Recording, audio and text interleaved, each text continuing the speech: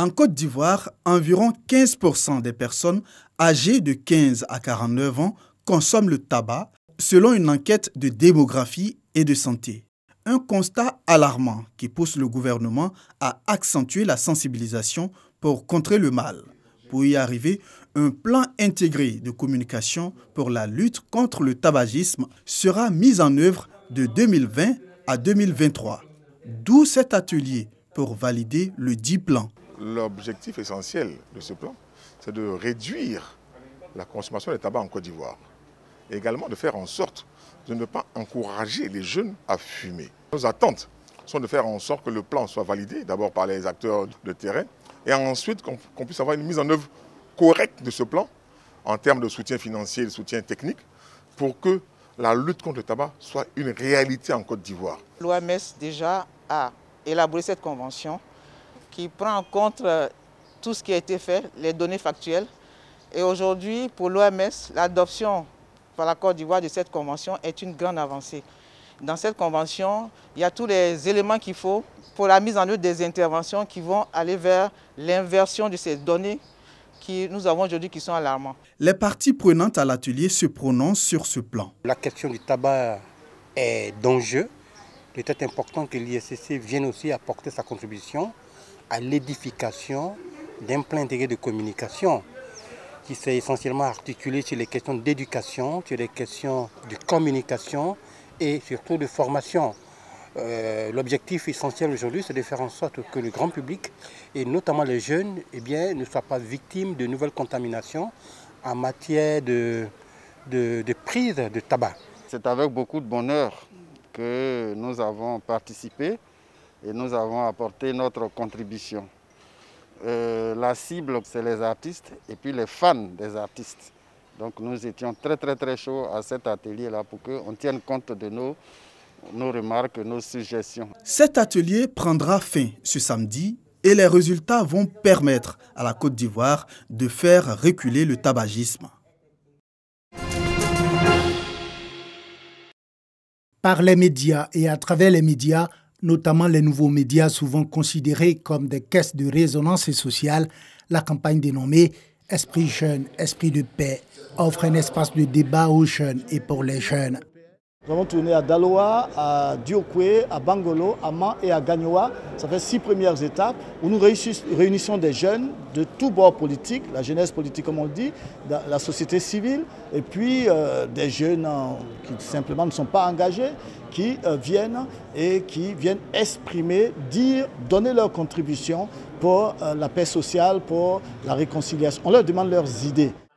Piloté par le studio Mosaïque en collaboration avec la Fondation Dr Peter Grace et la coopération allemande, la campagne Esprit jeune, esprit de paix est financée par l'Union européenne à plus de 500 millions de nos francs. Cette campagne parcourt déjà le pays avec des actions et une certaine pédagogie pour l'implication des jeunes, majoritaires en Côte d'Ivoire, dans le combat pour des élections inclusives, justes et apaisées. Notre angle, c'est plutôt exemplarité.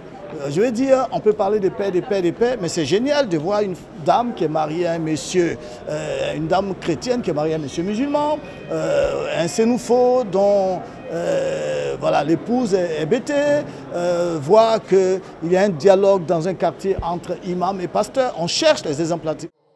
À travers cette campagne Esprit jeune, esprit de paix, lancée en mode mi-présentiel, mi-digital, l'Union européenne et ses partenaires misent sur la richesse et le dynamisme des nouveaux médias pour renforcer la culture démocratique et promouvoir la liberté d'opinion en Côte d'Ivoire. L'OLPED, l'Observatoire de la liberté de la presse, de l'éthique et la déontologie, rend public les résultats de 2 monitorings effectués de 2019 à 2020 dans les médias ivoiriens. Il s'agit de l'analyse de contenu de 7 journaux et des journaux télévisés de RTI 1, financés par la Deutsche Welle Academy, et le monitoring des unes de 10 journaux ivoiriens financés par le FSDP, Fonds de soutien et de développement de la presse. Le contenu des médias ivoiriens s'est amélioré. Les fautes lourdes continuent encore. Ce sont les injures à la puissance publique, ce sont les irrévérences, ce sont les incitations à la révolte, à la violence, parfois même l'appel au meurtre, l'apologie de la guerre, toutes ces fautes lourdes reviennent, mais sur le plan quantitatif, cela a reculé. Et si ces fautes lourdes persistent, nous ne pouvons pas dire que la presse ivoirienne s'est totalement améliorée, mais nous pouvons constater qu'il y a eu une juste petite amélioration. Les participants se prononcent suite au constat de l'OLPED. Beaucoup de fautes lourdes persistent encore. Et quoi dire des médias en ligne où les choses foisonnent, vont plus rapidement. Donc nous pensons qu'il y a de la matière, il y a du travail à faire pour sensibiliser nos confrères et consoeurs à améliorer nos productions. C'est vrai qu'il y a encore des grandes fautes, des grosses fautes qui sont constatées, mais dans l'ensemble, il y a donc quelque chose qui a été fait. Et nous, en tant que FSDP, dont la mission donc, est de participer à la structuration du secteur, à la professionnalisation donc, des acteurs du secteur, nous ne pouvons qu'être heureux. Pour l'OLPED, il faut agir vite pour sauver les médias ivoiriens. Nous pensons que cette presse peut se professionnaliser, pas par l'action des seuls gouvernants, mais par l'appui que les gouvernants et, je dirais, les financiers, les partenaires financiers et techniques peuvent apporter aux instances de régulation et d'autorégulation de l'OLPED pour professionnaliser, assainir sur le plan éthique et déontologique les offres éditoriales et les contenus d'antenne. L'OLPED rendra public les résultats de ses analyses dans un journal dont le premier numéro paraîtra le 1er septembre prochain. La baisse de la pluviométrie constatée depuis plusieurs décennies à l'échelle planétaire n'est pas sans conséquence pour plusieurs pays d'Afrique. Elle consacre la sécheresse par endroits. La Côte d'Ivoire n'est pas à l'abri de cette réalité.